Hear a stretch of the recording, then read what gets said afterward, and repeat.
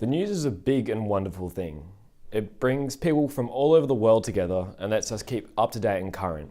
And best of all, it brings us funny shit like this. Or this.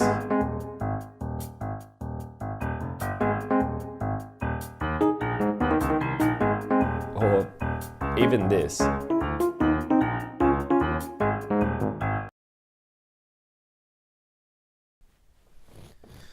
But is that what the news is really intended for? Journalists reporting on grumpy cats and egotistical celebrities?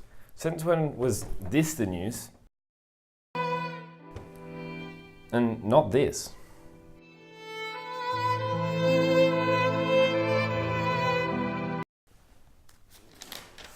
Every day, things are kind of getting worse and worse, whether it be the environment, politicians, war, or politicians that just aren't reported on the news in the way that maybe they should be. And that's a big maybe. Who's to say what stories should and shouldn't be told? And that's the point of, well, this. The stories we tell versus the stories we don't. Okay, let's break this one down real quick.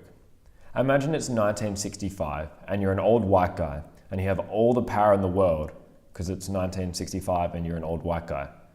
One of your name's Galton and the other one Rouge. You decide to sit down and publish an influential list of values which make news worthy of being news. Well done, you've just created the newsworthiness values. The thing is, these values were created in a world of media scarcity, where something could happen in not even the country next to yours, and you could never know about it. Well, today, we live in an age of media abundance, where you can't even leave your house without being confronted with who the US bombed yesterday, or even worse, Game of Thrones spoilers.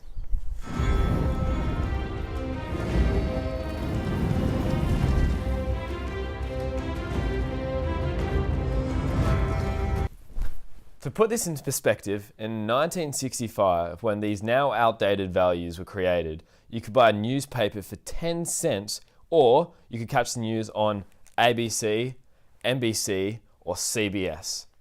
Now, in perspective, in the time it took me to tell you that, 100 hours of footage was uploaded to YouTube. Now, I know YouTube isn't exactly a reputable news station, but it just shows how saturated the mediascape is in current times. Now, you're probably wondering, what the hell are these values I keep ranting on about? Well, we have timeliness, which is how long it takes your scrawny ass to get to the scene of the crime. Deviance, which is when the underdog comes out of nowhere and takes the cup. Proximity, both cultural and geographical, which is how far away you are from an event. Relevance, how little you care about the Prime Minister. Prominence, how much you do care about Kim Kardashian. And conflict, which is kind of like Trump versus everyone else. Look, I've kind of shit on these newsworthiness values a bit here. They're not all that bad. In fact, they all make a lot of sense. News should be reported on as soon as acceptably possible. Of course we want to hear what's happening close to us, not far away, and what's happening to a prominent figure. It's when these newsworthiness values, and I put a large emphasis on the term news, are put into practice without regulation or control. I quite like the newsworthiness values. I think they keep us on track and doing well. I just think we need to be more careful about where we apply them, not when.